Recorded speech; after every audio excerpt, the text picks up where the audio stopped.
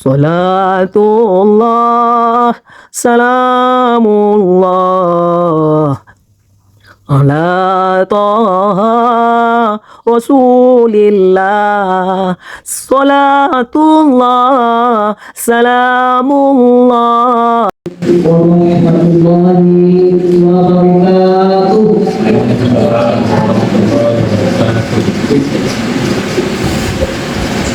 A'udzubillahi minasyaitonir rajim. Bismillahirrahmanirrahim. Bersyukur kepada Allah Subhanahu wa taala. Alhamdulillahi rabbil alamin. Bersolawat kepada Rasulullah sallallahu alaihi wasallam. Allahumma sholli ala sayyidina Muhammad wa ala ali sayyidina Muhammad. Bapak, Ibu yang dirahmati oleh Allah, puji syukur kepada Allah Subhanahu wa taala. Dan pesan ya, kita selalu bersyukur selalu kepada Allah, dan aku kita bersemua kepada semuanya, karena kedua-duanya sehingga segala kita lakukan akan memberikan kemudahan dan syafaat kepada kita, baik dunia maupun di akhirat. Bapak Ibu yang dirahmati oleh Allah, tema yang diberikan kepada kami adalah memakmurkan masjid dan pentingnya untuk ilmu bagi wanita. Ibu-ibu, sebaik-baik wanita itu sekolahnya di rumah, dan di rumah itu adalah di kamarnya. Itu dari Rasulullah SAW yang saya baca. Namun demikian, walaupun di rumah wanita sholat di rumah, tidak tertutup kemungkinan dia, artinya dia diperbolehkan untuk sholat berjamaah di masjid. Karena ingat keutamaan dari sholat berjamaah itu. Kenapa? Ada 27 derajat kebaikan pahalanya ketimbang sholat di rumah. Itu bagi seorang wanita. Jadi dengan adanya hadis Nabi Muhammad SAW tadi, makna yang saya bacakan pada itu tadi, bukan tidak boleh masjid, kita diperintahkan untuk memakmurkan masjid. Biar ada siar dakwah Islam yang itu dengan adanya kaum ibu tadi di masjid. Tapi kalau bagi ibu-ibu yang memiliki anak kecil, kan ada uzurnya itu, tentu terlalu utama begitu untuk memelihara, merawat, mengasuh anak kecil itu. Tapi menghilangkan memberi peluang pada suaminya untuk tetap beribadah di masjid. Kenapa wanita itu penting menuntut ilmu? Karena seorang yang beriman, dia wajib memiliki ilmu. Dengan berilmu, tidak salah dalam mengamalkan. Bagaimana caranya mengamalkan syariat Islam itu kalau tidak dibarengi dengan ilmu? Jadi iman itu dibarengi dengan ilmu supaya salah, artinya supaya tidak salah dalam mengamalkan. Jadi batas wanita, laki-laki dan wanita itu ilmu tidak ada, karena diperintahkan oleh Allah Subhanahu wa taala dalam hadis Rasulullah SAW. Talabul ilmi faridatun ala kulli muslimin wal muslimat. Menuntut ilmu itu diwajibkan bagi muslim yang laki dan bagi muslim yang perempuan. Untuk berilmu minal lahdi ila lahdi. Tuntutlah ilmu itu dari ayunan sebidang lain sampai ke bawah. Artinya sampai meninggal, ada batas untuk ilmu itu. Tidak ada batasnya, baik laki maupun wanita sama. Ini apa lagi? Allah tinggikan derajat orang-orang yang menuntut ilmu. Orang-orang yang beriman dan orang-orang yang berilmu itu ditinggikan oleh Allah derajatnya dari orang-orang yang tidak beriman dan tidak berilmu pertama. Apa dalilnya? Firman Allah Al-Quran surah Al-Mujadalah sama ayat 11. Bismillahirrahmanirrahim. Yarfa'illahu alladhina amanu minkum walladhina utul ilma darajat wallahu bima ta'maluna khabir. Sallallahu alaihi. Allah tinggikan derajat orang-orang yang beriman dan orang-orang yang diberi ilmu pengetahuan beberapa derajat daripada orang-orang yang tidak beriman dan tidak berilmu pengetahuan. Allah mengetahui apa-apa yang kita kerjakan. Maha benar Allah dalam segala firman-Nya. Yang diberi ilmu pengetahuan itu karena kita menuntut ilmu. Tidak bisa ilmu itu datang dengan berbagus tangan saja. Datang ke majelis taklim ini kayak di masjid ini di surah musalah. Kalau umpamanya dulu tidak ada masuk pesantren, kuliah di IAIN umpamanya di perguruan tinggi Islam, tidak ada tertutup kemungkinan itu untuk ilmu di majelis-majelis ini. Seperti sekarang adanya majelis taklim, tausiah ramadan, tausiah subuh barakah, tafsirul Quran, majelis taklim yang ibu-ibu, ya kan? Kenapa? Karena untuk ilmu itu wajib. Ada batasnya laki-laki wanita dan ada sama. Dan man kharaja fi talabil ilmi kana fi sabilillah hatta yarji'. Masalah Imam Ahmad berbeda hadisnya. Siapa saja keluar rumah dalam rangka mencari ilmu, menuntut ilmu, memberi ilmu, sama punya kami memberi ilmu, ibu menuntut ilmu. Kami memberi kajian, ibu menuntut kajian dengan menerima hadirin, sama umumnya. Karena fisabilillah, dia berada di dalam Allah, dia fisabilillah. Sampai dia kembali pulang rumah. Sampai dia mau positif mengartikan kuat. Ada sampai dia pertama itu ketika dia Bismillah tawakkaltu ala Allah la haula wala quwwata illa billahil aliyyil azim. Menuju ke tempat kajian itu, ilmu itu, kalau anak madrasah sekolah dia tentu dia ke kampus. Kalau ibu-ibu tak mungkin kuliah lagi ya, ya tentu ke majelis ilmu ini dengan membaca niat tadi. Jadi dirahmati oleh Allah dengan hadis yang saya bacakan tadi. Wanita ini wajib masjid itu sebagai wanita itu adalah dalam rumah pada kamarnya. Artinya siapa yang mensiapkan rumah Allah masjid musola itu siapa? Kalau ada ibu-ibunya.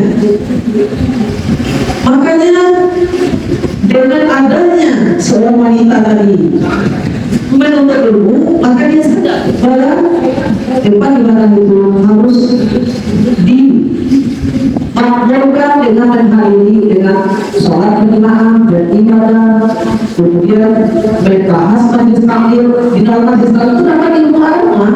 Kalau umpamanya ibu dulunya nggak sempat sekolah agama, madrasah, pesantren, perguruan tinggi Islam, dalam kajian-kajian masalah taklim yang ada di situ sana itu adalah sarana yang efektif dan bagus untuk menambah keilmuan aliran hadis dan pembahasan secara sakit itu. Kemudian setiap langkah kami kita ke masjid itu diinginkan sebagai kenaikan pahala itu. Yang berjalan 7 kali lipat tadi terjalan di pasar sendiri di rumah akan diangkat oleh orang lain sampai-sampai. Kemudian dengan kebencian musalah tadi, ketaklim tadi, akan terhubung dan terjalin silaturahim. La yadkhulul jannah qatibun rahim. Tidaklah masuk surga orang yang memutus hubungan atau silaturahim. Hadis diriwayatkan oleh Imam Bukhari dan Muslim. Jadi dengan rajin ke masjid tempat beribadah taklim itu bersilaturahim di antara sesama jemaah. Kemudian dengan berjamaah itu ketika salat sendiri di rumah di masjid musalah akan ada kehusunan. Karena salat berjamaah itu di masjid musalah memang adanya indahnya bacaan daripada imam tenang gitu ya. Kalau namanya masjid musalah itu tentu seperti di rumah. Ada kehusukannya, baru masuk ke masjid baca doa udah tenang begitu. Ingin ketika misalnya kan, karena ibadah itu memang setelah ibadah, tapi rumah ibadah yang hidup tenang, ada yang main organ, ada yang main gadget gitu kan. Musik yang dengar, ayo di dapur sedang berjalan, dengan sholat. Tapi kalau masjid tinggal di busuk di rumah. Jadi sampai orang yang meninggalkan tidak berjamaah ke masjid atau di senang di rumah. Karena keutamaan sholat berjamaah di masjid itu sangat besar yang dipegangkan oleh Allah 27 derajat dibandingkan sholat sendiri di rumah, karena akan menghabiskan dosa dan mengangkat derajat. Sebagaimana kata saya di awal tadi, dan setiap langkah itu sebagai pahala dan menghapuskan dosa-dosa. Hadisnya adalah pertama hadis Imam Bukhari wa Muslim nomor 645 dan nomor 650 yang berbunyi sholatul jamaah tadkhulu sholatul qabli bisab'in wa ishrina darajah. Salat berjamaah lebih utama daripada salat sendirian di rumah dengan 27 derajat. Jadi Bapak Ibu yang dirahmati oleh Allah, ada dalam riwayat lain hadis riwayat Imam Bukhari dan Muslim ada menyebutkan 25 derajat. Kalau tadi yang 20 derajat. Kemudian apa istilahnya utamanya menghapus dosa dan mengangkat derajat. Allah ala ma yaqullahu bihi khataya wa yarfa'u bihi darajah. Bana ya Rasulullah, qala isbahul wudu'i ala al-makarim wa kasratul khuta ila al-masajid wa intizarus sholati ba'da sholat fadalul miyako. Maukah kami tunjukkan kepada kalian amalan yang akan menghapus dosa besar dan angkat derajat? Itu kata Rasulullah SAW. Lalu para sahabat menjawab, tentu wahai Rasulullah. Kemudian Rasulullah dia bersabda lagi, pertama menyempurnakan wudhu dalam keadaan sulit yang tidak disukai. Kemudian banyak langkah ke masjid dan menunggu sholat setelah sholat yang satu ke sholat yang lain. Maka itulah niat kendaraan ini hadir diriwayatkan oleh Imam Muslim 251. Dari hadis yang dibacakan tadi dapat diambil penjelasannya bahwa amalan itu ada 3 di dalam hadis Rasulullah SAW tadi. Amalan karena salat berjamaah itu mau ke masjid, ke musala, tempat ibadah. Kalau di langgar, kalau di pesantren kan ada tempatnya itu ibadah, tempat jamaah. Pertama dalam hadis tadi, isbahul wudu ala makarim. Artinya menyempurnakan membasuh wudhu dengan sempurna, meskipun dalam keadaan dingin atau sulit. Pak, kemarin kan musim banjir ya Pak ya, dingin, hujan, banjir malam. Tapi yang rajin salat berjamaah yang memakmurkan masjid dan musala tetap dalam keadaan banjir, dalam keadaan hujan, diguyur oleh angin. Maksudnya diguyur oleh hujan lebat, angin dingin, ya kan? Tetap dia menyempurnakan membasuh anggota wudhu itu dalam keadaan dingin atau sulit. Ya, jadi itu utamanya. Pertama, dengan dia salat berjamaah tadi ingin menggapai pahala dengan derajat 20 derajat ketika sholat rumah. Walaupun angin badai dan banjir tetap dulu dalam keadaan dingin sulit, ya kan? Yang kedua yang tadi adalah kasratul khawailal masjid. Ketika kita melangkah dari rumah ke masjid, setiap langkah itu dihitung sebagai ibadah pahala yang menghapuskan dosa-dosa kita. Apalagi orang tinggal di masjid musala, tidak mau datang ke masjid musala.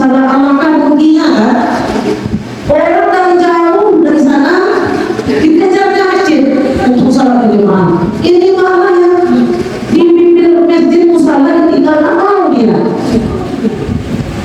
Mengutamakan sholat berjamaah itu dan memotivasi ya untuk mendapatkan 27 derajat pahala kebaikan tadi. Karena setiap langkah itu sebagai pahala dan hapus dosa-dosa. Setiap kaki wajib. Nah, kemudian ketiga adalah intizarus sholat ba'da sholat, menunggu setelah berikutnya setelah melaksanakan sholat sebelumnya. Nah, ini contohnya. Pagi sholat pagi di masjid, kemudian berbuka, kemudian diiktikaf di masjid dengan menggunakan waktu itu sholat tarawih, sholat ta'awud, sama dengan sholat tarawih. Menjelang dari maghrib sampai isya digunakannya niatnya iktikaf, kemudian dia salat tarawih berapa dia waktu, mau 4, mau 6, 8 sampai masuknya waktu isya. Dua rakaat itu. Salat tarawih itu sholat sampai dengan sholat tarawih. Untuk dikabul beramal berdoa. Kita ini setiap hari tak lepas dari dosa Bapak Ibu, makanya setiap hari harus sholat tarawih. Taubat nasuha, jadi tidak akan pulang lagi. Tapi namanya manusia, kita tidak ada usaha untuk berusaha, tapi berusaha kita secara sengaja. Itu pernah dikasih. Astagfirullah wa baraya, astagfirullah minal khataya, Rabbi zidni ilman nafi'an. Nah, itu kan senandungnya. Kalau istighfarnya kan ada dalam lisan astagfirullah wa bikulli dzambi wa atubu ilaihi. Itu dengan ngomong, kalau dengan perasaannya kita amalkan dengan sholat. Kapan pun boleh sholat taubat itu. Kecuali saya sudah asar ada, saya sudah subuh ada, selebihnya boleh. Apalagi di tengah malam Allah setelah sholat maghrib, langsung sholat taubat. Terus sholat hajat, lalu sholat witir, tutup dengan witir. Jadi dengan kita di masjid itu menunggu salat berikutnya, ini contohnya ini lah, salat setelah tarawih. Itu pahala saja itu kita di dalam masjid itu. Malaikat saja itu dekat Bapak Ibu yang mendoakan itu. Dengan kajian ini berzikir, ya kan? Sholat, mengaji, berdoa, ya kan? Jadi Bapak Ibu yang dirahmati oleh Allah, meskipun salat di rumah bagi yang ibu-ibu dan kaum wanita lebih diutamakan di rumah, dan di rumah itu sebenarnya dari kamarnya, tapi itu tidak menghalangi kita untuk masjid. Artinya kita diperbolehkan ke masjid, karena mengingat keutamaan sholat berjamaah di masjid itu 20 derajat kebaikannya ketika salat sendirian di rumah. Karena di masjid juga ada majelis ilmunya, akan bertambah keilmuan ibu, akan ada perjalanan silaturahim. Setiap langkah dilangkahkan ke Masjidil Musalla dinilai sebagai pahala yang menghapuskan dosa-dosa, meningkatkan kehusukan kita.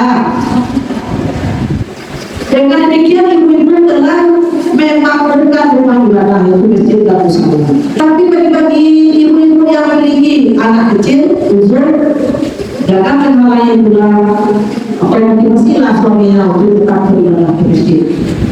Bapak Ibu, dengan kita menghadirkan diri di dalam majelis ilmu ke masjid, terpenting keluarga kita itu dari perpecahan, dari yang namanya sifat yang tidak diridhai oleh Allah, dari kesesatan, karena pengaruh-pengaruh negatif yang ada di luar itu.